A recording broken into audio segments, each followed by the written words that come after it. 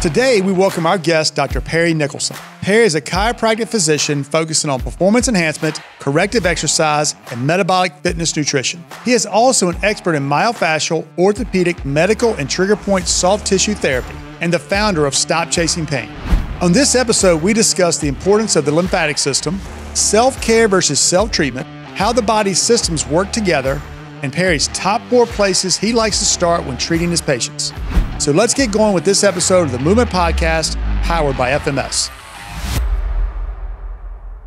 So really happy to have Dr. Perry Nickelston here in Chatham, Virginia with us live on set. And actually, probably a lot of your listeners and people that follow you may not realize that you're pretty much from this area, pretty much right down the street. And you came down, Perry, where I first met you was probably going on 10 years ago, where you came down and kind of talked to Gray and I, and you're talking about lasers and different things. And I think, you know, we were able to kind of give you a little bit of idea about how we're looking at movement, and certainly some things you were doing at the time were influencing us. But, you know, I'm going to turn it over to you. Kind of give us your kind of history and your kind of where you were at the time as a chiropractor, and kind of what changed your way of thinking to where you are now, as known as the lymph doc. And so, yeah, just kind of give us that journey for you. Well, thank you very much, my friends. It's great to be here. I can't believe I'm sitting in the official FMS Move Well, Move Often chair. I've automatically elevated my game. So, yeah, it's great to be here. Yeah, I actually grew up 30 minutes or so from where we are now. So I'm originally from the South, a Southern boy in Martinsville, Virginia. So 10 years ago was the first time I'd been back here in 30 some odd years when we met for the first time. I introduced you to laser therapy at the time, and then both of you introduced me to the movement world.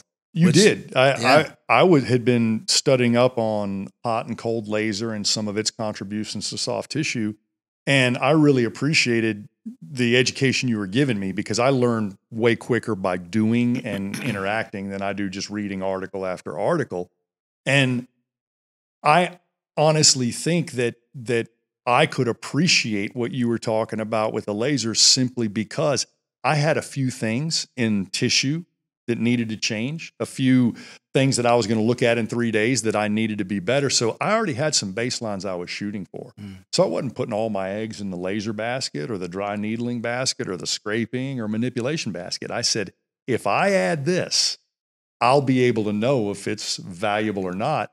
And what you helped me understand is there is something to the laser and the dosage and the treatment technique that you do, because a lot of stuff fits under that category, but not all of that stuff has a measurable outcome. And that's where I think we connected, because we were already running some movement baselines, but I still want to know about the laser and how I could see that influence movement. So. Well, we really both helped each other out, because I've been using lasers for a long time up to that point, but I was always pointing it to the side of pain and inflammation, which is a good thing, because you want to start there for sure, right? And I was having some great success.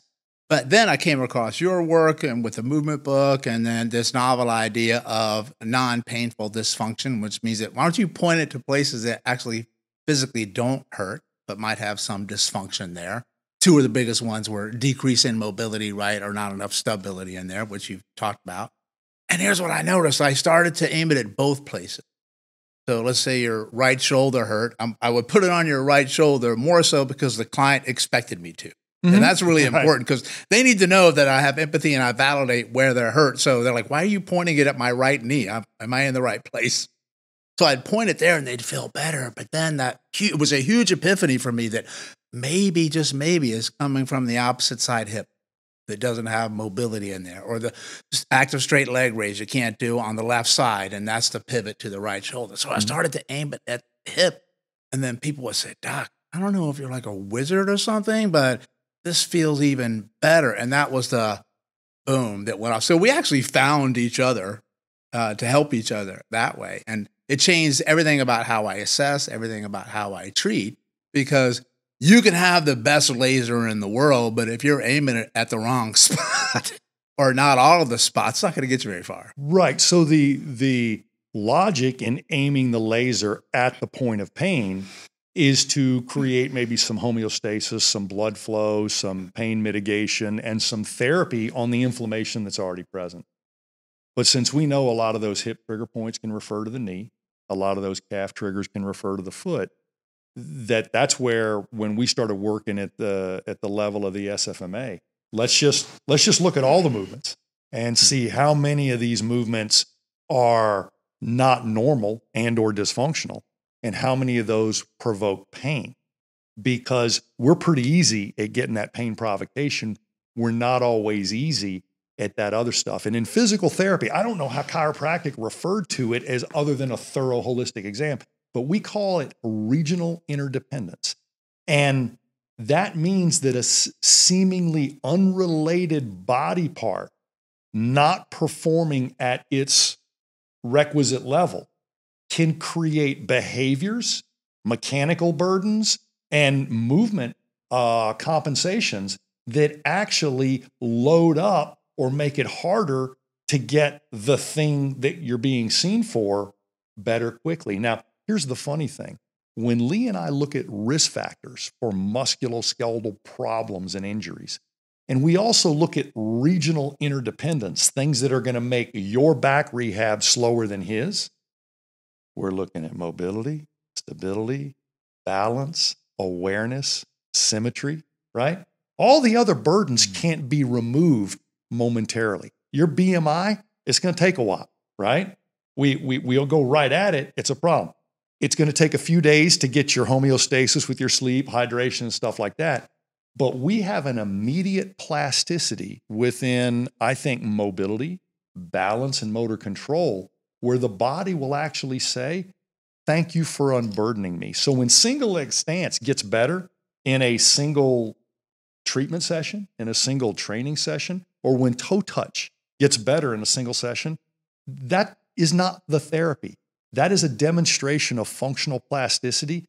This body is ready to change, maybe not to completely normalize. We got structure, we got other things going on, but it's ready to get better. And whatever you just did is on the right path. And whatever they've been doing isn't on the right path, or they'd have walked in more optimized than they were. And that's the feedback loop that I think people forget about when they follow your advice or ours. They drop the corrective, they drop the philosophy, or they're trying to explain to somebody, well, it's your psoas that's causing your knee problem. I don't try to explain it to them. I deal with them both and said, hey, how's your knee feel now? Oh, it feels better. I hadn't touched your knee yet. And that's how I bring that into play. I don't ever try to talk them out of their knee pain. Their knee pain is their knee pain. I try to explain it upstream, right here, and then downstream, what's going to happen if we stir this up too early. So, Perry, you mentioned using the laser, and that's kind of how we started communicating. Your epiphany was, okay, let me point this at something else. The laser is just the modality. That's not the kind of the key component. But you've also used a lot, especially in chiropractic, using a lot of other modalities. And I think you're doing a lot of taping, using rock tape, and I think you talked with them for a while, and now you kind of grab it. So, how was that transition, and what kind of, was that another thing that says, wow, this taping is helping me achieve what I want to achieve, no different than maybe differently, but kind of different than the laser? Well, I use so many different tools, right? I mean, they're endless, and every tool works for someone.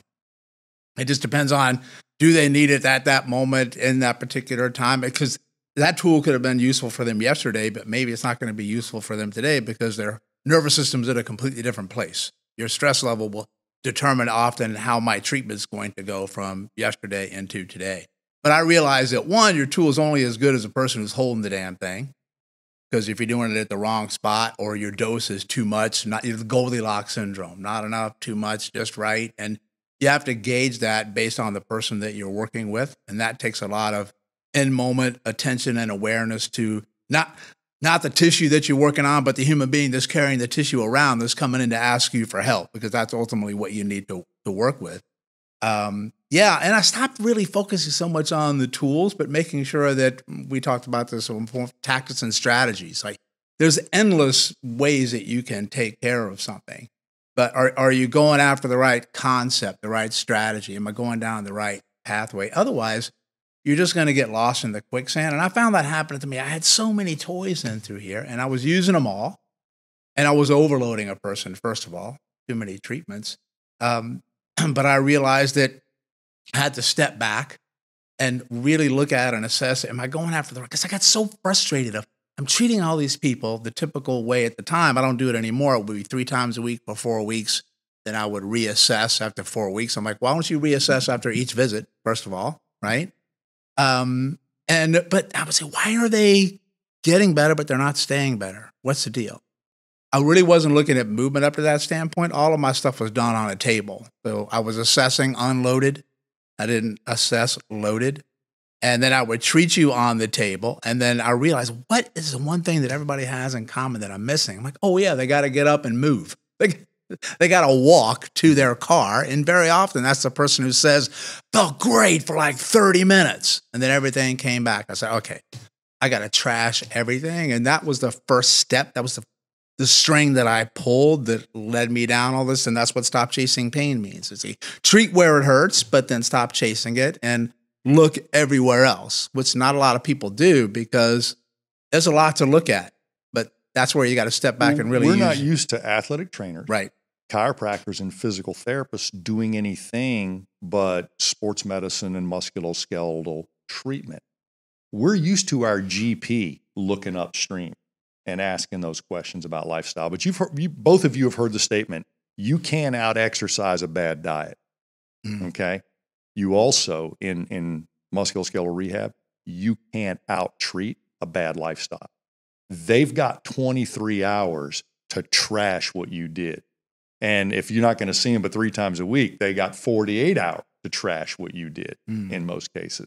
And so you were one of the first chiropractors, and I've gotten to work with some really good chiropractors, but we go back 10 years ago, you're hanging out at my house after we've been talking laser and SFMA all day, and we start to get on these things like adrenal fatigue and gut health and things like that. And I'm like, no, you get it. If your gut's not right, it's hard for your musculoskeletal system or your immune system to be optimized because all of the rest in regen and repair is dependent on getting those nutritional building blocks into the bloodstream.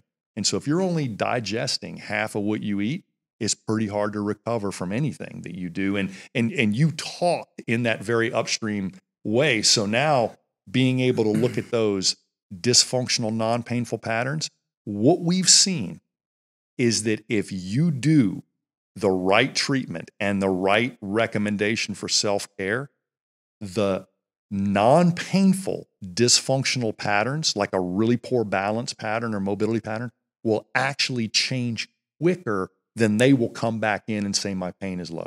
Now, people who are extremely self-aware and they know what they're looking for, they'll be a little bit more self-aware, but you got to realize living with pain actually makes you more unaware of all the things that could be adding to it because you get so focused on that pain behavior. You start planning your day around your low back pain. You plan your golf shots around your low back pain and stuff like that. So sometimes just slowing up and looking at all those things, movement will actually give you a thumbs up before they will subjectively say, I'm feeling better. The minute I gave myself permission to follow those objective indicators, I'm not being callous and I'm not disregarding the subjective complaint. What I'm doing is saying, if these dominoes don't fall first, how could that one ever be better? And if it did come back better after I didn't do any of this, it's more of a cover-up, symptom management, or placebo effect than it actually is an upstream grabbing the tiger by the tail. All right, so let me just unpack this a little bit. So basically, one thing that I think we all are guilty of, and Perry, you mentioned this, all the tools that are available. You know, especially if you go to a conference or you go listen to a podcast or whatever, go on the internet, you're going to see all these tools that you can use, whether it's something like a foam roll or a Theragun or a laser, whatever it is. You get all these tools available. And then, Gray, you start talking about, well, you got to check gut health. You got to do all these other things. That's where it becomes, as a professional, overwhelming. How do you sift through? And I'm going to ask this directly. How do you sift through all of that to come through, okay, this is what this person needs? Yeah, that's a great question. Well, I read a great quote once that I always read every day is that it was something I took from Neil deGrasse Tyson. I remember he said on a quote once that the universe is under no obligation to make sense to you. And I said, that's perfect, because the human body is the same way. Like, it could care less whether you understand why it's doing what it's doing. It's going to pick a strategy. But here's what I learned. It always picks a strategy with one goal in mind: to save your life and protect you at all costs, because things could be way worse than they are right now. Survive. Trust me. And I'm going to do it. And I don't care if you may not agree with my choice or understand it, but it's what I'm working with. Right. And that's based on your life story, your history. That's why every person is different. Right. But here's what you mentioned before. Here's the big epiphany that I had. You had painful dysfunction, non-painful dysfunction. And I was looking at the musculoskeletal system. Right. So that was a big thing for me to say shoulder to hip. And then you're like, what? I can extend it to the ankle and the knee and the wrist too? This is awesome. But then I realized that, holy cow, there's a lot of other systems I'm not looking at. And the same rule applies. I don't have any pain in my gut. Yeah, it doesn't mean it's not a mess, though. And people say, how do you know you have a gut problem? I'm like, that's easy. You're breathing on this planet. I know you got a gut problem. Yeah. I just need to know how bad it is. If it's symptomatic, it's to a bad point, right? And then that's going to impact all the other systems of the body, because they all work together. So I was going down a road, but I was too specialized on my road. And I did that with neurology too. So I was doing neurological things. I was doing musculoskeletal things, but the universe had a way of teaching me something to help me find more answers. It made me really, really sick. Like 5 years ago, I got really sick and inflamed, and I didn't even give me a name for what it was, because it was like a whole body inflammation shutdown thing, all right? Some type of autoimmune disease. It damn near killed me. And the medical approach to helping me damn near killed me even faster, not on purpose, but it's the only paradigm lens that they have, which was surgery and medications. I'm like, sure. Okay, well, that ain't working. And I basically had to rescue myself. And that's when I found wait, I got an immune system? What? And then the cardiovascular system, and then blood flow was a big thing. So I was really looking at blood flow, but just in relationship to the musculoskeletal system. And that's when I came across, you said lymph doc, with the lymphatic system, because that was a huge find for me in relationship to understanding the inflammatory response, and blood flow and recovery. So when I started to had that initial thread that I pulled from you guys, then what I did is I put it into all the other ones, and then they all work together. And through the years, I kind of developed my own hierarchy of how I go about looking at the body and where I would go first, because they're all working together. You can't just treat one system. So when people say, hey, doc, when you do something on my shoulder, which system are you working? And my answer is always the same. Yes. Well, I think that might be the first step for a lot of people when they get intimidated, listening to how you're approaching it and how Gray's talking about it. Is, man, I don't know how to deal with all that stuff. Just be comfortable knowing the first step is becoming aware. Right. Become aware that whatever you do, it's going to impact the system, not the muscular system, but the entire human body, and vice versa. Yeah. The entire human body is getting impacted by everything. So whether it's stress, and that's, whatever stress you're under is going to impact everything. So it's a matter of just being comfortable knowing that, but not working in the silos.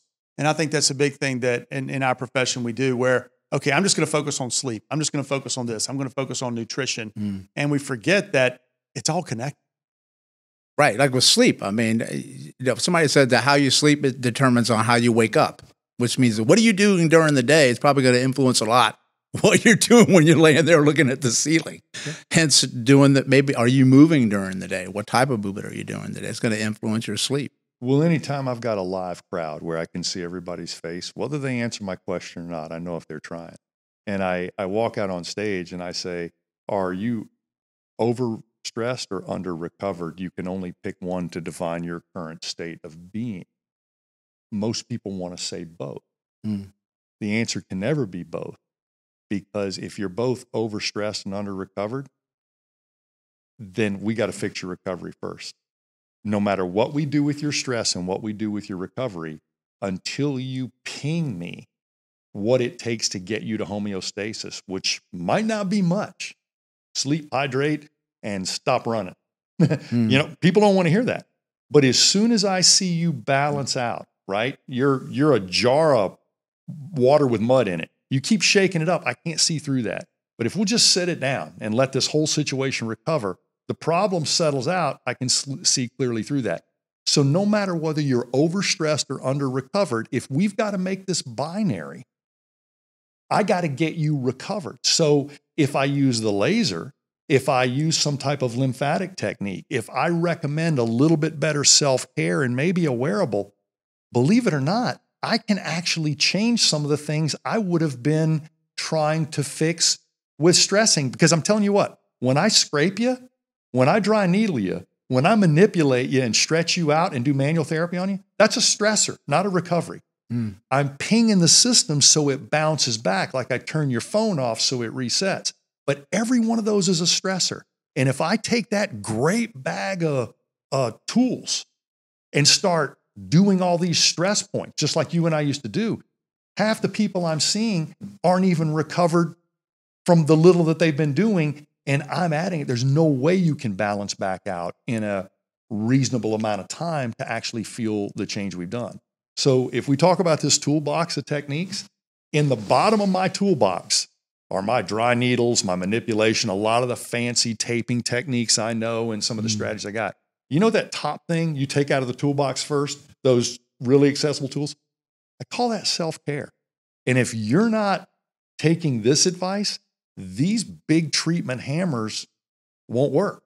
They won't work for long, or they won't hit save on the document. So I think that most of us who would say we're overstressed are overstressed in a non-physical way. And the best way to manage that sometimes is to rest well and then have physical stress to balance it out. But how do you know? You asked that question to me. I don't know whether I'm overstressed or under-recovered. How do you know that? If your heart rate variability. How do I know? Okay, how do I check that? Well, you get a wearable, but I can get you one step closer. Your morning resting heart rate before your feet hit the floor, you got to baseline that. And that's basically whenever that's not at its low number, the number that you see when things are going right. If you're not at that low number, you're not finished recovering from whatever happened to you. And that could be a bad night's sleep. So the minute I check sleep and nutrition as a stressor in your life, not as a recovery, because if you're on an inflammatory diet and you're under 5 hours of good sleep, now two things that are supposed to be recovery are actually stressors that's going to cannibalize your behavior, because you're always going to be fatigued and you're going to be eating out of probably a sugar instinct, a blood sugar instinct, not a good ketogenic, balanced way. So the things that we assume are recovery, like the way you breathe, the way you sleep, the way you hydrate, the way you eat, what if these are stressors? You ain't got enough treatment in your toolbox to fix that situation if you don't at least do it first. So I don't need you on a food journal. I don't need to know a lot about your sleep. If your BMI is off and you've been trying to do the right things, if your elimination is like you're talking about constipation, diarrhea, I know all that stuff, bro. If you're talking about fatigue, there's a good chance you're dehydrated and you're going to flunk a breathing screen, right?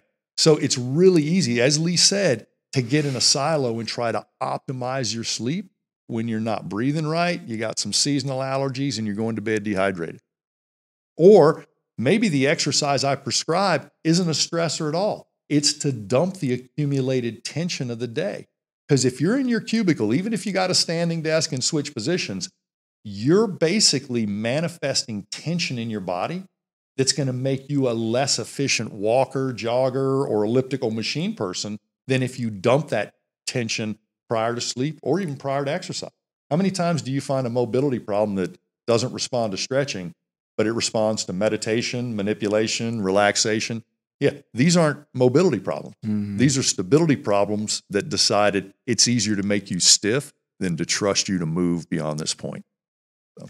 Yeah, I had a great quote. I forgot who said it once. It said, sometimes you get better from what you stop doing as opposed to what you start doing. Exactly. And that was a big one for me because you mentioned before is that therapeutic interventions are also stressors. So you have people that are coming in to see you. If they're coming in to see me for help, I already know you're stressed. That's why you're coming to see me for help.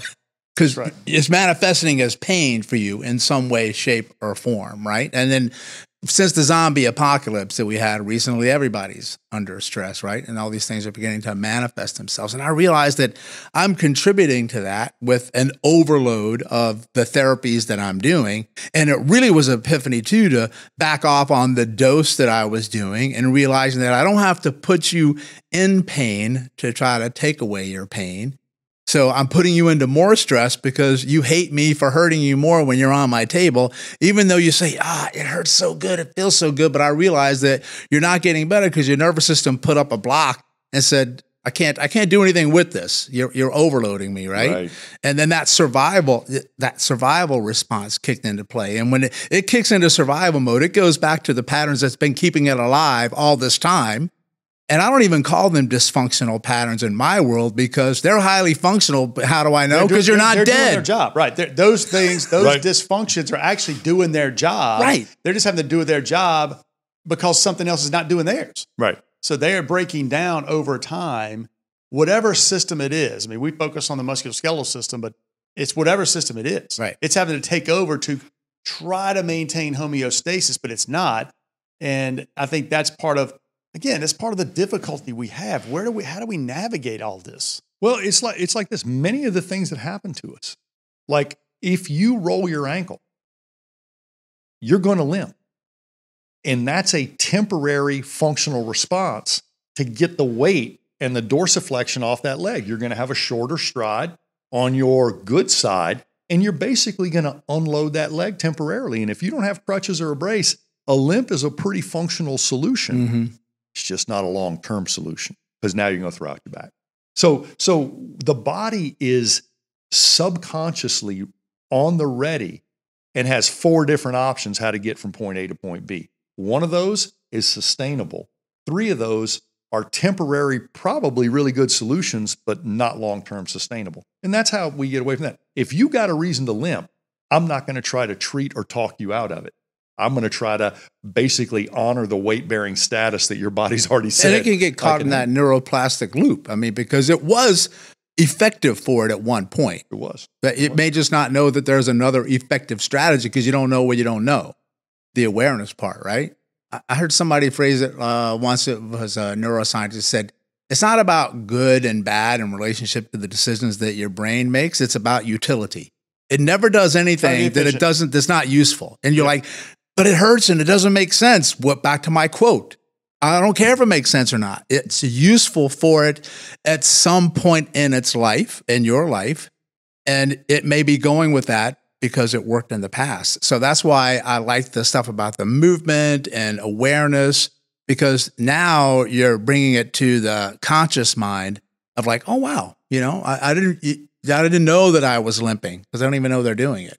Right? Well, give me an example. Gray talked about one with movement as the ankle. Give me one that you've I'm going to put you on the spot here, Perry. Mm-hmm. Give me one for the lymphatic system.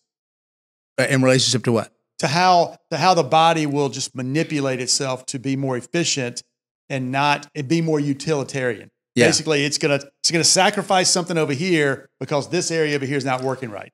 Right. Well, so the lymphatic system one's great. So I tell people the first step in taking care of your lymphatic system is knowing that you got one. Become aware. And then you need to even look at it because they're like, lymph what? I don't have cancer. What are you talking about? Because that's the only time they hear about it. Or when they have a body part that's 20 times bigger than the other one. But even in that world, they isolate. If I got a lymph problem in the left leg, they go to the left leg. I'm like, no. You got to treat them all because there's probably going to be another place somewhere else that's got a block or a compensation that you're not looking at. I'm going to make this very elementary. What is the lymphatic system and what is its purpose? Okay, sure. Well, the lymphatic system is one of your body systems, and it's part of 2 systems. Your immune system, so its big job is to kill things off in your body that you don't want to stay in there for a long period of time. Bacteria, viruses, cancer cells, parasites, toxin cells, old dead cells of your own, or metabolic waste. So when your cells die, those things got to get out. And if they don't get out, they're going to stay inside of you and they're going to cause inflammation and swelling and pain. It's just like anything else. So basically it's because they're not contributing and still taking a free ride on the bus, right? Yeah. It's the sewage system of your body. When you go in, you use the bathroom and you flush the toilet, you don't want that in your house, right? Because I don't want to live in your house. Get it out. Well, your cells don't want to live in your house either when they can't get rid of their cellular poop, which is waste. Right? And here's anything you stick in your mouth, you're going to eventually break down. This is going to become metabolic waste that has to get out. But it's also part of your cardiovascular system, your circulatory system, as it dumps right into the veins of the body. So if you have blood flow issues, you have lymph issues in my world. No ifs, ands, or buts. They always go together. Always, always, always. So anybody with a cardiovascular problem probably has a burden on the lymph system. Yes. Well, I think a big one right now is type 2 diabetes. People who are type 2 diabetic, they have circulation problems, have lymph problems. They can have run the gamut, I would imagine. Right. Yeah, you got it all. And most of your lymphatics are going to sit in your gut. The substantial. And the other big place is from the neck up. So you've got lymph nodes, which are basically mini toilets that flush out the toxins. You've got, depending on the research that you read, 400 to 700. So it's a big thing. It depends on your body size too. 1/3 of that number is from the neck up. What that tells me is this, based on our conversation this morning. Everybody's got a neck problem.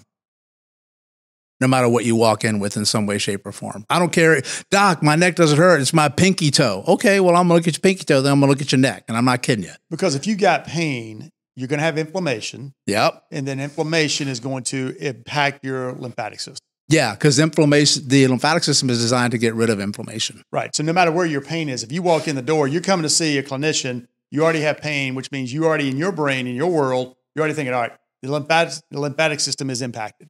Yeah, or if it's working well, I need to make sure it's working all the way through. Because let's think about it. If you injure something, what are you going to do? You're going to damage something, right? So what do you automatically got? Damaged cells, tissues, yep. Right? And those things got to get out, right? And then I'm going to have swelling and inflammation because I need to have swelling and inflammation, but you don't want that stuff to stick around. Then it becomes chronic inflammation, and then you get the diseases that we have right now. That stuff's got to get out. Well, what system gets rid of it? And you better be saying lymphatic system. And then I say, okay, well, if you injure that and I'm doing all the therapies to that ankle, what's one of the reasons I do all the therapies to that ankle? To reduce swelling and inflammation. So I got to make sure it can get out if I'm going to treat it. Then what am I trying to get in there? Blood flow and nutrients and oxygen. I'm like, where the hell you think that comes from? The same place. So I got to get to it and away from it. And the lymphatic system influences both. And that's how you need to look at the systems going together. I need you to know, tell me why you're treating that. And then when you tell me why, I'm going to say, now you have to reverse engineer what the body needs in order to make that system successful that you just told me about. And what I find is this, people got blocks all in the system that they don't know they got. So I do a lymph movement screen, basically, is what I call it. I'm checking areas of the body that you don't know are vulnerable on you that can be a contributor to your ankle. So, for instance, I'm going to press in your gut, and I'm going to see if you want to punch me in the face. If it hurts in your gut, I know you got a gut problem. I know you got a lymph problem. And I know that your body is going to have to move around the inflammation in that gut that you didn't consciously know that you had. It's always been there, but consciously you didn't know about it. But non-conscious, subconsciously, your brain's always happened to know about it. So it's got to move around it all the time. Right. So what I say is that you're never going to get where you need to be on that ankle until you take care of these other places first. That's kind of like the self-care thing. Yeah, because you can get the ankle better just because you're a good clinician. The ankle's getting better, but if you're not dealing with that, 3 months later, you still have a little bit of inflammation. The ankle's not working quite right, and now you got a back problem. Yeah, because listen, all that inflammation, all those nociceptive threat signals coming into your nervous system can overload the system, and it's going to manifest it somewhere else. It's going to say, okay, where's the next weakest link? I like the word weak link because language is important. I like vulnerability. Where's your vulnerable spot? Not your weak link. Because it's going to go there. Why? Because it's less work. Dude, it's easier. Let's take out that spot. It's way easier to take them down that way, right? That's how nature works. The lion doesn't go after the strongest one. It goes after the one that's hobbling along. Easy to take out. Plus, it takes less energy to accomplish that. So it's less work for the brain and the nervous system to go after the weak link. But it's always just trying to find its compensation. So when I came across that of the human body is always trying to protect you, is always trying to heal you as best it can. It does the best it can with what it's got in the moment it's in, always. Even though pain, chronic pain, feels like punishment. I know because I've been there, right? If you just reframe that that, listen, I know it's horrific, but ask, why are you doing this to me, body, and why are you choosing this route? What am I missing? What am I not looking at? And that's natural. That's what it's supposed to do. It's supposed to. We don't have a system that does that. But the coolest thing too is it adapts. It can change, and you can make some significant changes. Right. Yeah. And it's just the thing we were talking about before. You can't change something until you become aware of it, right? But stuff changes all the time. You're just not aware of it, right? But when you are aware of it, now you can play the active role in it. Because I tell people that once they discover the lymphatics and then you start to take care of it, that's when it comes on the radar and they go, wow, I mean, it made such a big difference for me. Or you did with hydration, the awareness of hydration, of the importance of breathing for that. Because you don't know what you don't know. As a healthcare professional, most of your patients likely walk through your door already experiencing pain. The SFMA is your initial assessment and provides a differential diagnosis that leads to more efficient treatment. And now it is easier than ever to get certified by signing up for one of our SFMA live virtual courses. We offer SFMA Level 1 and 2 virtual courses online, guided by a live instructor who will take you through the entire process. You'll be able to ask our team questions in real time and watch instructors work through live models throughout the day to be sure you leave with a clear understanding and the ability to start implementing the SFMA into your own practice. And for a limited time, we'd like to offer our podcast listeners a special rate for this SFMA virtual training experience. Follow the link in the show notes and use promo code VERT22 at checkout for $50 off your virtual SFMA Level 1 or Level 2 certification courses. That's VIRT22, and if you bundle them at checkout, you'll save an additional $220 automatically. We look forward to you joining us. Now back to the show. In my world, I have a kind of a hierarchical system that I go by. So I always start where it hurts, the side of pain, but I've designed my practice a certain way where I'm not the first person you see, I'm the last. So I already know by the time you walk into my door, they've done everything 3 waves from Sunday to that side of pain, and they've done all the tests to make sure that your back doesn't hurt because you don't have bone cancer. So I know all that stuff is ruled out, and they're like, my blood work is fine, this is good, nothing's going on. So then I can put that to the side, and then now I look everywhere else. But I actually started going back and revisiting basics that other people should have checked, and I realized they don't check them. Right. And said, nobody's ever asked me about my poop, like am I pooping? Or they didn't ask me about my sleep habits or the water that I'm drinking. And, hey, do you walk? Right? And tell me about that a little bit. Or what kind of shoes are you wearing? Do you go barefoot or anything like that? What's your life like at work? What's your life like at home? When people are in my office, every time I have a conversation, within about 20 minutes to 30 minutes, most of them are crying. Because I haven't laid a hand on them yet. I'm just talking to them. I'm listening to them. And I ask these questions, and the body's been dying to tell them, been dying to let it out, and then it goes. Well, I wish more musculoskeletal therapists knew of the work of like Dr. Sarno and stuff like that. And, TMS. Yeah, because you will manifest pain in your body, whether it's emotional, psychosocial, psychological, or partially physical. So there is usually a huge psychological component to pain. Number one, it could be part of the catalyst. Secondly, it could be a response to chronic pain by how it influences your behavior. Either way, I think most of us who've been in musculoskeletal care for a while, whether we unpack it at the front end like you're wise enough to do, or stuff just comes up on visit 3, I mean, we'll see somebody have a tissue release or a manipulation, and there's a huge catharsis. I've seen it with dry needling. I've seen it with manipulation. I've seen it with positional stretching. I've seen it in a lot of different things. And there's just this emotional catharsis. And you think you hurt somebody. And you didn't. You just held your hand on the problem long enough, and there was a little bit of a physical release. But within that physical release, there's something there. And it comes out. And it's not our job to make it all emotional or all musculoskeletal. And I think if you read Dr. Sarno's book and you're not a clinician, you'll think that all low back pain is psychological. And if you read too many mechanical back papers, you'll think that all low back pain is structural. It ain't neither one. A lot of it is the way that you are doing things right now. Most people, like you said, they wake up with pain and they say, what's wrong with me? They never say, what am I doing wrong? Sarno's work changed my life when I read that, because I initially had that viewpoint as well when I first read it. I wasn't going down the emotional road on anything until I hit it myself, right? You discover a lot of things when you hit rock bottom, right? I think it was Gabor Mate said, illness comes along to teach you something. You right? Learn to dispense better advice when you got to follow your own. Yeah. And he said that TMS, the tension myoneural or tension myositis syndrome. And basically, it's tissue tightens up, right, for many different reasons. A lot of it's psychological, right? I mean, how you think in a moment you just how many people with tight traps actually have true trigger points? Or is that just their core and where they store their, right? It's just tight, it's tension, right? Where you get it from, yeah, a lot of places. But tight tissue doesn't accept blood flow well. And I'm like, okay, well, what else goes with blood flow? Blood flow in, blood flow out. I'm like, what else goes with blood flow? What? You mean lymph goes with blood flow too, right? So you're tensing up and you're starving the body of what it needs to get the nutrients in. So you got a circulatory roadblock. You got a lymphatic roadblock. Yeah.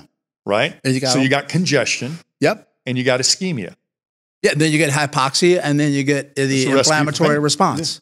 Yeah. Right? And so the idea is to decrease that tension. Well, that's why you have to deal with the emotional side of things, because there's always an emotional part to an injury, because you're not a rock. It's somewhere in there, right? Especially when you got an autoimmune disease or it's chronic in my world, right? So I don't treat so many acute injuries as the chronic ones that come back, right?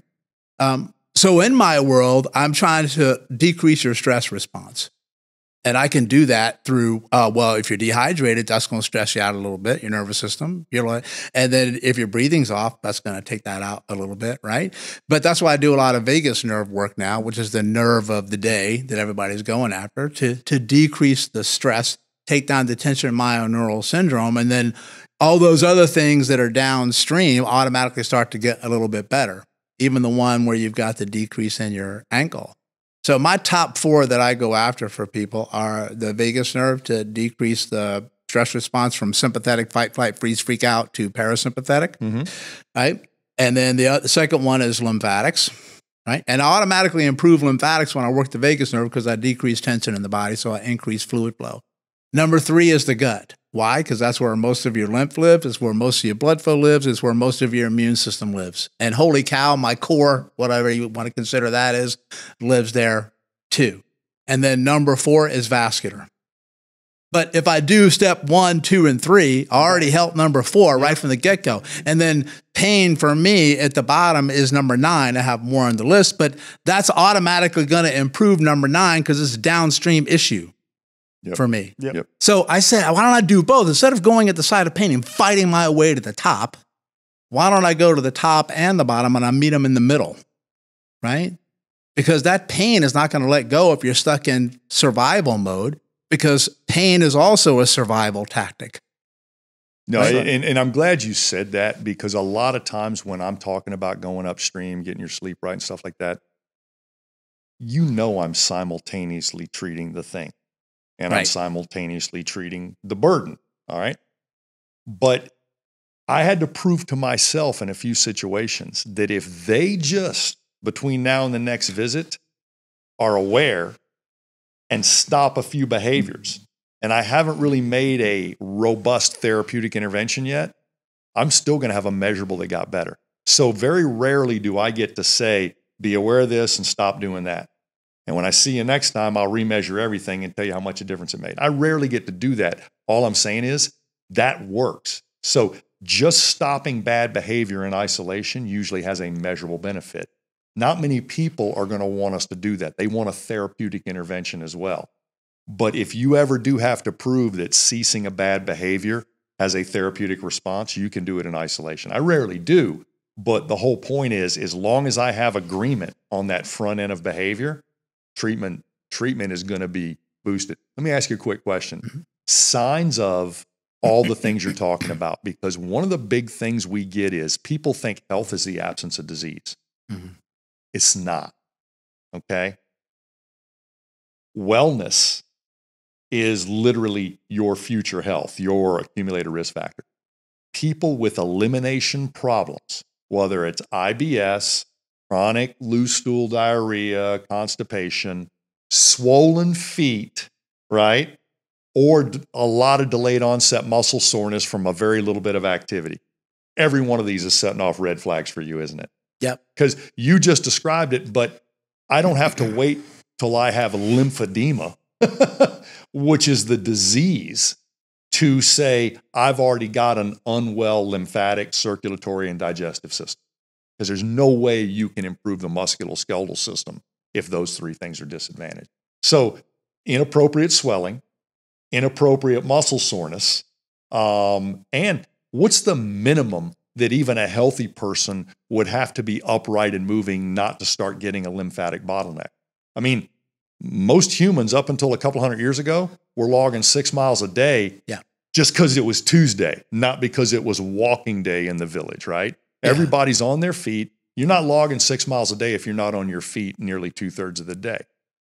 People in a cubicle with a standing desk are supposed to have swollen feet at the end of the day, even if things are mostly normal, because they're not getting the minimum effective dose of gravity, single leg stance, and multi-pattern symmetrical execution.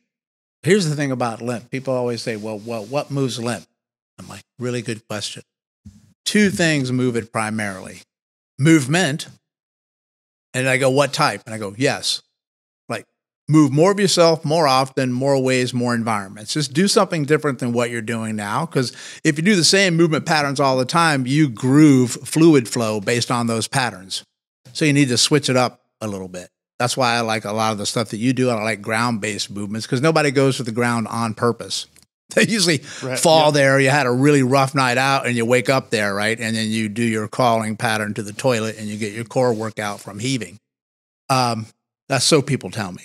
Yeah. No, props to Katie Bowman. We've heard her on the show, and she's all about get out and roll around on the ground and just mash your T-spine, mash your ribcage. It's not about seeing how long you can plank.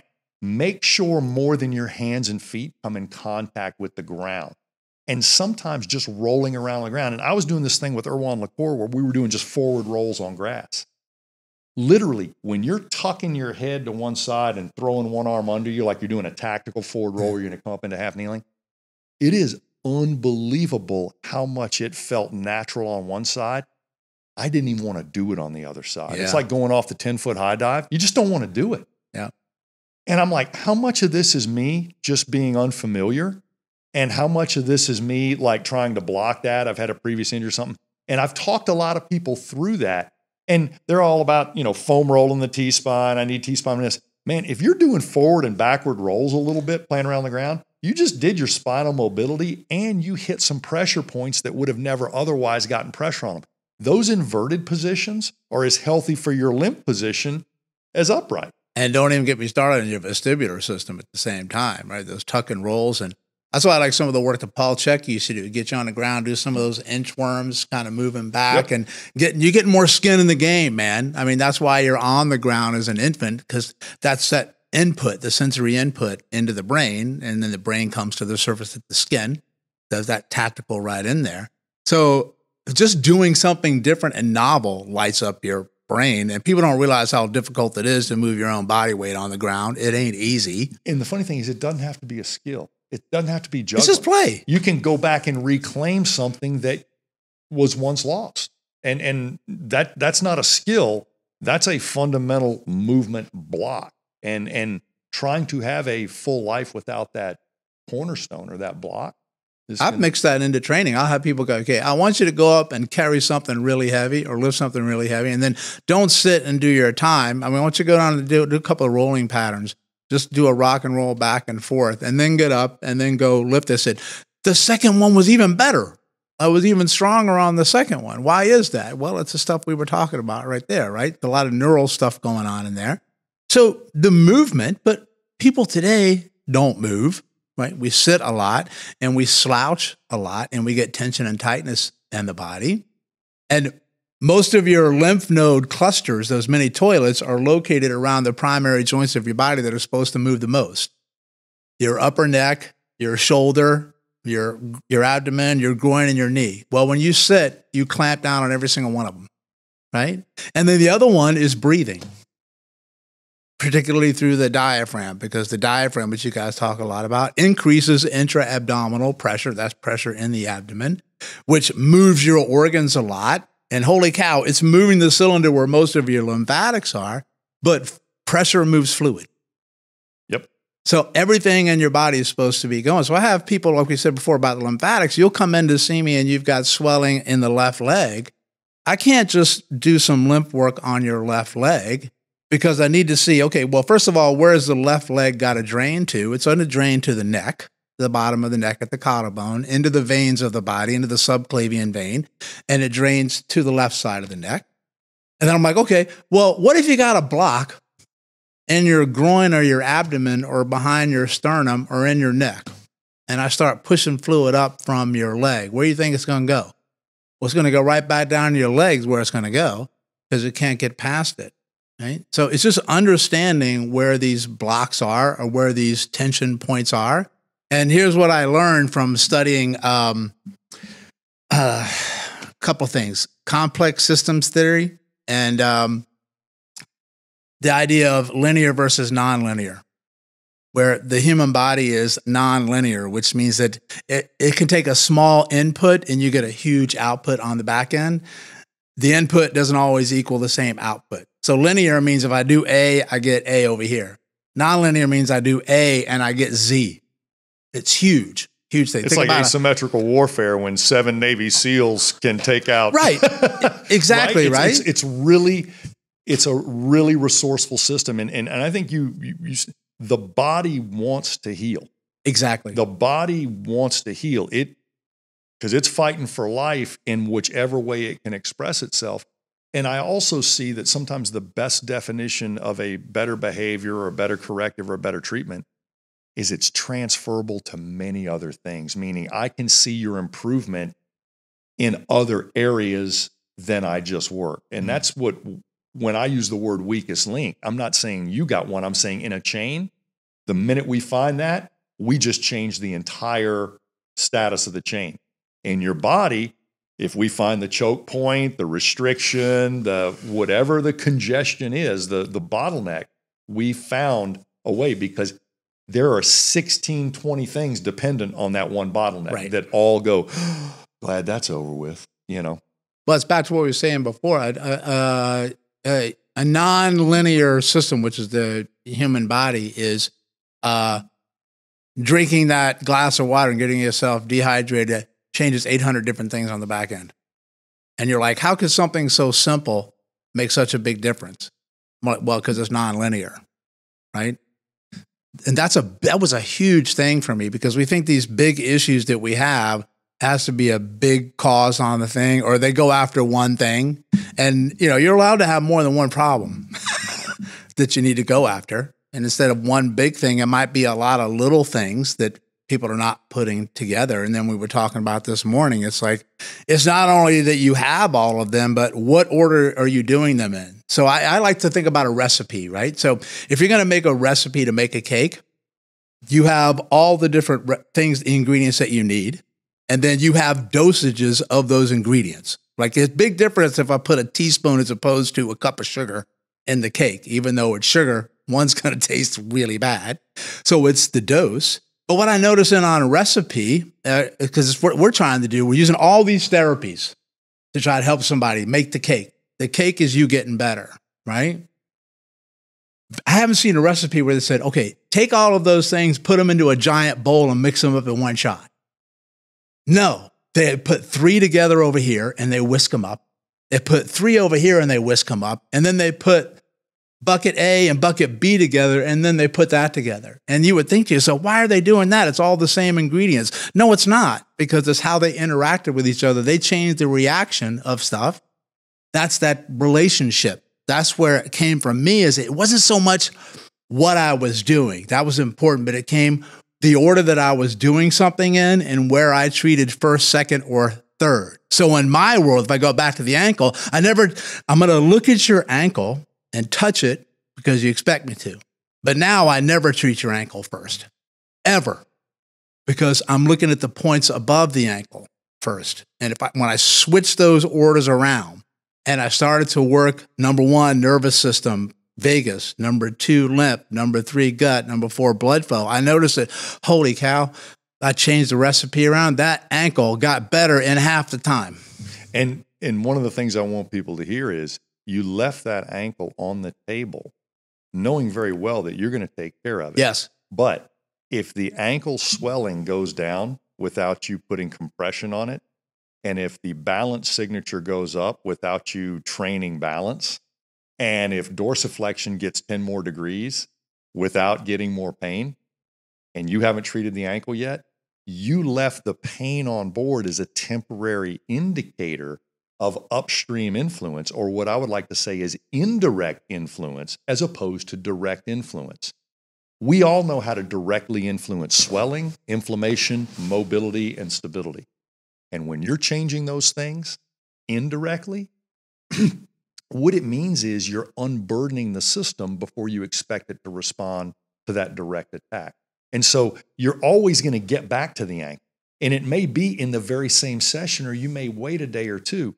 But I honestly think when I have that pain trigger, that indicator, the one thing that you are aware of, and I can demonstrate that I influenced it indirectly, the implication is so can you. If you continue these behaviors and the things that support these, that's going to need some hands-on, and it'll get it. But let's stack the dominoes up first. Well, that's one thing you've kind of been talking about. I think you mentioned earlier is self-care versus self-treatment.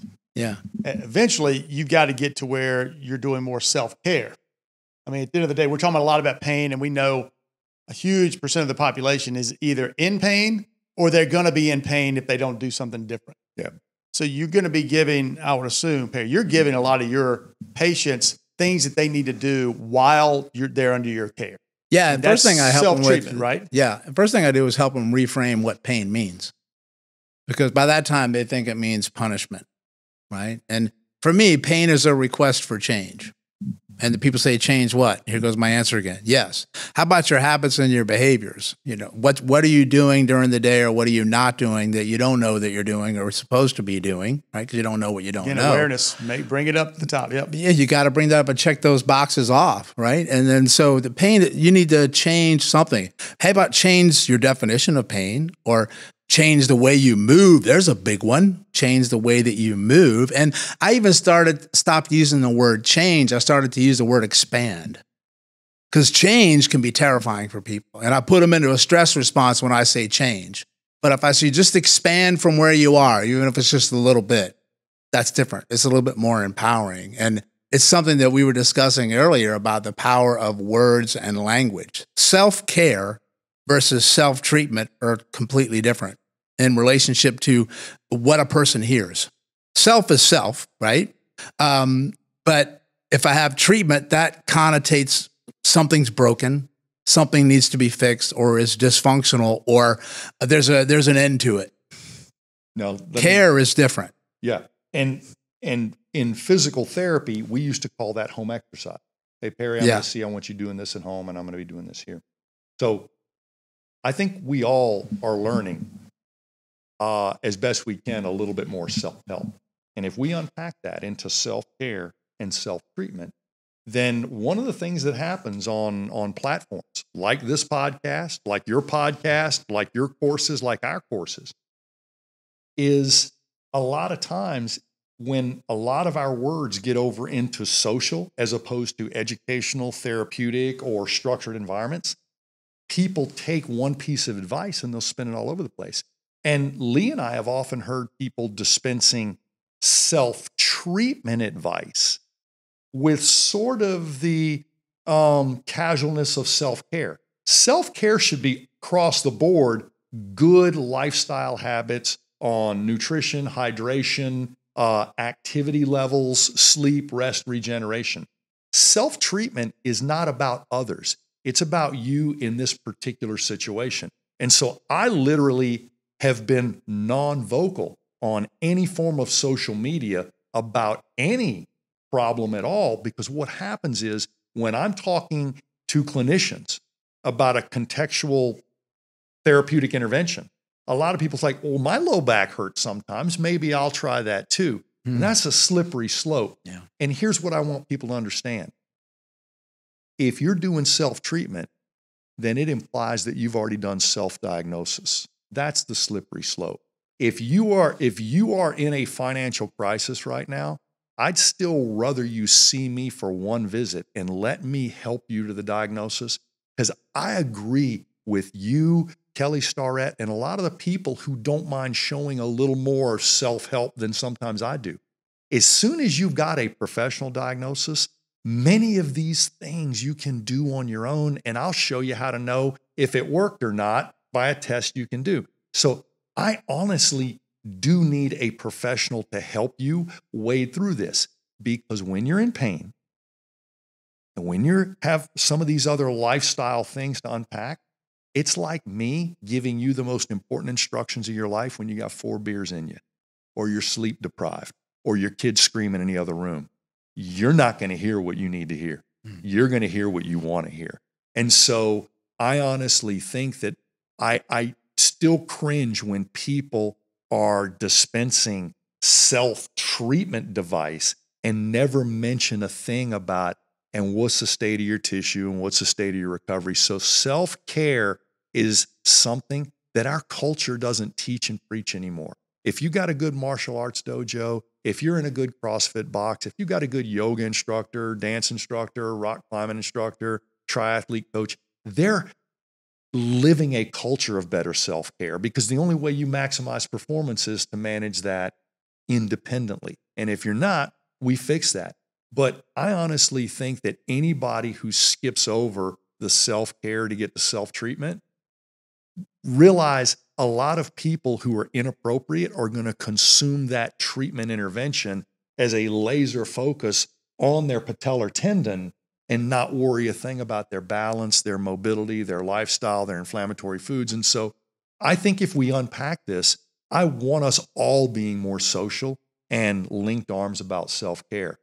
If you're going to diagnose yourself, be ready to sue yourself for malpractice too. It doesn't mean don't try things, but if you're not doing self-care, self-treatment's not going to work. And I think we realize that. If they're not going to take care of themselves, there's only so much I can do here. Yeah, and when you have that fundamental bedrock of the self-care, a lot of those things that you're trying to go after with your self-treatment begin to change, we talked about that before, begin to improve. And you're like, wow, I mean, my back actually feels better when I started to drink more water and get my breathing in and move my diaphragm. And it didn't really take a lot. Well, that's the nonlinear coming back to visit. And then, because we know human nature too is, if I give you 10 things to do, you're going to do none of them, or you'll do one for a day, and then that's it. Right? So I have to be realistic on what somebody is going to do as well. And I'll be honest with you, in my world, I'm afforded a luxury in a way, because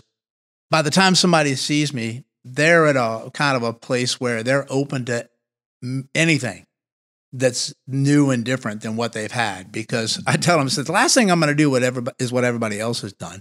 Because if it's what you needed, you wouldn't be standing here talking to me, because you would already be where you needed to be, right? So it's doing different things. But like I said before, of backing off a lot, I see that in all worlds. I have people doing hour of corrective exercises and all these things, and they're getting so stressed about doing the exercises the right way. So that stresses them out, and that they're not getting them in. They're not getting all of them in. The type of person who breaks themselves down is that type A, go, go, go, do this all the time. They bring that same mentality to the healing process, and they're going to hit a wall because they're like, I have to do this, I want to do this exercise, am I doing it the right way? And I found that in the functional medicine world too, is that people are taking 50 different supplements. And I'm like, you realize your system has to deal with all of those, right? And they wonder why they're not getting any better after thousands and thousands of dollars. So you just got to peel the onion back a little bit and find that first domino that you said that goes down. And that's how I go about it, is through that system. And my big domino is that lymphatic. I don't know if you've ever studied this, but the entire science of supplementation, whether it be a nutritional supplementation or a movement exercise supplementation, the entire science of supplementation literally started with scurvy and rickets. How to prevent vitamin D and vitamin C deficiencies when we're probably in a toxic environment or on a long ocean voyage and you don't have fresh fruits and vegetables. Either way, when we supplement vitamin D and C, that gets you back close to homeostasis. But if we don't fix the real reason why you're not getting enough, say, sun exposure or nutritional vitamin C in your life, supplements are never going to take you across that thing. So what has happened with both the exercise supplement industry and the nutritional supplement industry is people don't realize anymore supplements don't take you from average to exceptional. They take you from the gutter back on the sidewalk. That's it. You're not running any faster than anybody else. So I honestly think that the competitive advantage or nutritional optimization strategy with supplements has never even been scientifically proved. If you weren't at deficit, you wouldn't have felt the difference. And anytime you get all these nutritional, you're supposed to get them in a whole food package because for a few million years, that's the only way you could get them. So the best way to unpack these things. Now, when you're in a deficit, I'm glad we got supplements. And I'm glad we can slow down and heal your gut and still get you your nutritionals. But unfortunately, if you can't get off these supplemental corrective exercise or nutritional supplements, that still means your diet of activity is broken or your diet of energy, food, is broken. So, I think that taking supplements is probably a good proactive measure. But even Michael Pollan in some of his books says, the people who take multivitamins are a little more healthier than people that don't. But it's probably not because of the multivitamins. It's because of all the other proactive things that these people are doing. They're probably drinking more water, sleeping a little bit better, de-stressing better, because they're already realizing my diet probably isn't complete. But supplements don't offer a competitive advantage in my dashboard. They simply get you out of the gutter long enough for us to see, is there another way other than this bottle or this foam roll that we can keep you moving? Well, that's one of the biggest things people go after to try to help their sleep as a supplement first. Yeah, and we talked about that. It's like, I bring up bad sleep, and most people at the table will suggest melatonin or valerian root before they'll mention anything about not drinking a Red Bull with dinner. so it's like, and all these things. Oh yeah, get the room cold and stop. They'll do all these things to optimize sleep. And I'm guilty of it, man. Caffeine at 3 o'clock is not a good starting point for a good night's sleep. It's just not. Oh, I'll be fine. You may think so, but until you really start tracking that, like I had to, and I was eating my hat, man. I'm like, yeah, I can have caffeine after lunch and have a better night's sleep. And then I started going 3 days on, 3 days off. Nope, they're right. Gray Cook's dumb. You can't say that enough. Huh? Can't say that enough. I won't say it because we got that on film. Did we have that one? Yeah, we captured it. Well, I know it's Katie Bowman. She always talks about macronutrients and micronutrients of movement, right? That's one of the analogies she does. Yeah. Get the big ones in, get the smaller ones in. Right. I got time to floss and foam roll. I just don't have time to do a sun salutation or a Turkish get-up. Well, how do you get it on the friggin' hard drive then? Because flossing and foam rolling are great ways to dump tension if you want to. But then if you don't use it correctly, what's the point? So you were talking about that multi-position, multi-awareness. Let's map the neuro map. Let's get a bunch of different patterns and postures. Turkish get-up, 300 to 400 years old. Sun salutation, about 4,000 years old. Both of these were never made to fix you. They were made to be a miniature meal of movement that runs your circuits, challenges gravity, motor control, mobility, and symmetry. Self-care. Yeah. So sun salutation was always designed to be self-care, not therapeutic. It has become certain things in yoga, certain things in exercise have become therapeutic. Yeah. But, one of the biggest things that helped me the most is something, it was a DVD you did with Dan John. Okay. And you went through something where they teach you to go from a standing position down to the ground again, many different ways. That was one of the most transformational things I've ever done for myself, and I give it to all of my clients to do. That was a huge nonlinear change for me. Just that simple action of going down and back up again many, many different ways. And I think a lot of people, when they hear they say that, they're immediately going to say, well, how do you do that? Right. It's like, whatever you want to do. Yes, is the answer. Just get down. Yeah. Go from a standing position to on the floor. I don't care how you do it. Right. That's enough for a lot of people. But people the wheels start turning. They're automatically going to email you or question us. Well, how are you supposed to get down? How do you do the Turkish get up? No, you just said get on the floor and get back up. I get that a lot in my world, where people say, okay, how many times, how many reps for how long and how much pressure? And then I've said this over and over and over because it's my standard answer. Yes, you got to start somewhere.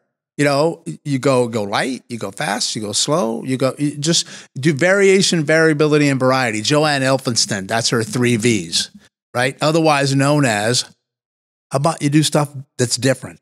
That's all it is. And as long as you have a baseline way of that you set, here's your baseline, do whatever it is you just said do, whatever pressure, how long, whatever, and did it make a change?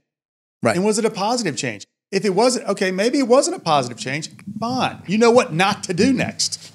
No, that makes a lot of sense. And we've all had people just get up off the floor. Usually, prior to asking them to do that, I've got an SFMA or an FMS. Mm-hmm. I don't tell them how they scored on my assessment or even on the screen. I simply, guy's a leg raise, guy's a single leg stance problem. All right. Now then I give them something like walk on a balance beam or get up off the floor, depending on which system I want to challenge, right? Posture pattern transition or equilibrium balance and gait. I'll just test one. I know they're going to have a problem, right? They had all kinds of asymmetries on the move screen. When they get to the sticking point, they roll and get up half kneeling on left, piece of cake. They roll and get up half kneeling on right, took twice as long, looked way awkward, had a few pauses. Wonder why it was worse on that side. Oh, when I did your movement screen, I saw the exact same thing. You don't hip hinge well on that side and you don't like to rotate to the right. How'd you know that? Well, those 7 different positions we did, that told me that, but I'm in total agreement with you. I was sort of expecting that on the right side. Now you're aware of it too. That means whatever you just felt right there, whatever you want to call it, I've already named it. That needs to get better. And this is the recipe for that. There's never any more questions. I don't have to convince anybody of anything, but I didn't try to sell them the movement analysis. And just like Lee said, asking somebody to get up off the floor, regardless of what age, even if they are partially disabled, that's going to be a life-saving maneuver at some point. That's within my wheelhouse as a physical therapist. I'm doing that kind of stuff with total knee patients because if they do go down, if they can get up from the ground, number one, if they go down, they're going to go down softer and with way more options for landing and may still have the ability to get back up. But if they're scared to get down there, that's the first thing we need to confront.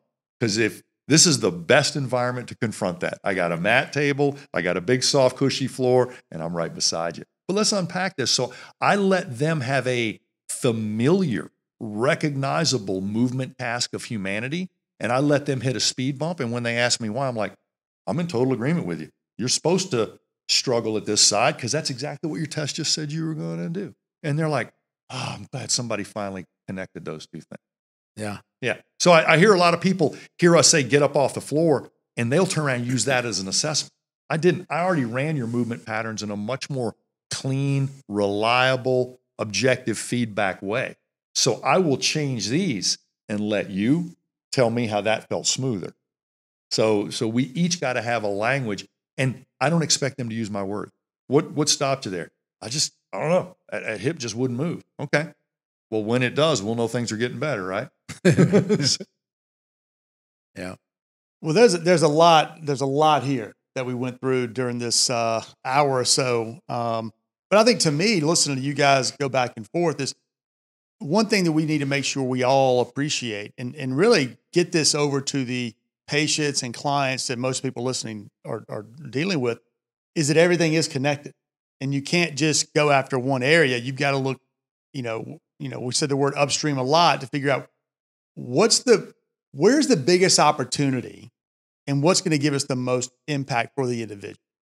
And almost just letting people giving people almost permission to look beyond what they're having problems with. Look at your sleep, look at some of your daily habits and start to figure out, what am I doing that's not that great? But let's be honest. Everybody around the world knows what they should be doing to live a healthier life. They should be exercising, they should be drinking plenty of water, eating right, and not smoking. For the most part, if you do those things, and exercise doesn't have to be going into a gym, it's to be active. So most people know. So if they just start looking beyond just one of those things and look at all of them, I think that's a good start. No, and I think we got an advantage today of people who are consuming wearable, or at least have one of those mattresses that says if you slept good. Back before people were wearing wearables, the question I used to ask in the old days? All right, now you just told me about yourself. What would your spouse say about you? Oh, I sleep horrible, and right? So whether you got a wearable or a spouse, answer the question that your wearable would answer, or say what your spouse would say. And it really is. It's one of those things, because when it comes to the way I sleep and eat, Danielle and my wearable totally agree. They do. I'm not handling pretty good when that works out like that. Way too much, and I slept way too little. Well, I have a saying that I use all the time about the systems of the body. It's that no system in the body ever works alone. So you can't chase a single system, and that's what a problem I have with specialists. They forget about all the other ones. Yeah, it never gets injured alone. It's never a one system thing. It never heals alone. Right? I don't believe there's any such thing as an isolated injury in the body, because the whole body comes on board to try to help it. And there's no such thing as isolated healing. The whole thing contributes and tries to influence as best it can, which is exactly what we've been saying. Go after those basics and fundamentals, right? Your ABCs and your 1, 2, 3s. Mm-hmm. You start there, know your alphabet, then you read Sesame Street, then you can go read Shakespeare. Most people are jumping into Shakespeare and they're like, I read it, but I have no idea what I just read, because it just doesn't go into the system. Well, here's a question I want our listeners to think of unpacking this week. And Lee and I were doing a little lecture. We hadn't traveled together in a long time. He even made us share a hotel room, which we didn't have to do. So the company's either getting ready to crash or it was late notice. But save a few bucks here and there. I can tolerate him for a night. We had a whole group, and I got to ask a whole room full of strength coaches, PTs, and athletic trainers. We're all in some fashion of movement coaching, training, or therapeutic intervention. The simple question we have to ask ourselves is movement broken, or is something breaking movement? And if something's breaking your movement, if something's hurting your reaction time, your timing, your coordination, your mobility, your stability, adding unnecessary tone and unnecessary burdens, static positioning, and all these things, then we're going to still test bad movement, right? But if we're still in that paradigm where every time we see a mobility problem, we prescribe a stretch, and every time we see a stability or motor control problem, we prescribe a muscle action, then we're going to be putting a Band-Aid on something that's upstream poisoning movement. So the first question I ask is, even when you see a traumatic injury, we know what broke your movement. Is there anything upstream that's going to make it worse? But we see a lot of people with no trauma. Back or neck goes out.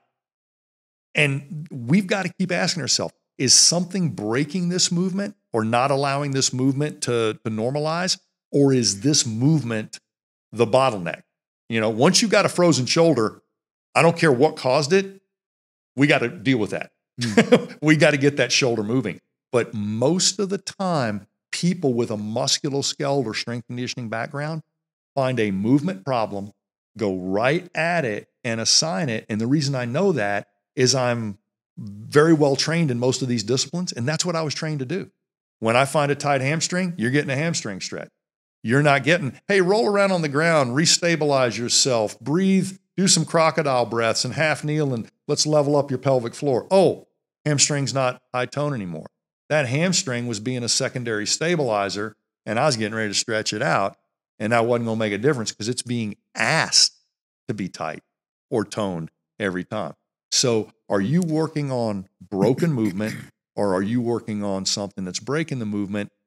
Never 100%, but go where the majority is. And if you can't find a lot of upstream toxicity, go fix movement and see if it holds. And if you're seeing broken movement with a lot of bad behavior, you actually have a chance to adjust self-care to help your treatment. Or anybody trying self-treatment, work with a diagnosis and don't misapply the self-care. It's everything. It's the soil. Treatment's the seed. If the soil ain't ready, the seed ain't going to work. Well, Dr. Perry, I appreciate you coming in and spending not only the podcast, but a couple of days with us, man. It was great to reconnect, and looking forward to the future, and really appreciate the time you gave us today. Oh, yeah. Thank you, my friends. It was so great. Yeah, I'm going to be back, like I said, next weekend. Oh, you've achieved your I'm honorary knock on your door. Status. Oh, my God, he got our address. You're welcome anytime, my man.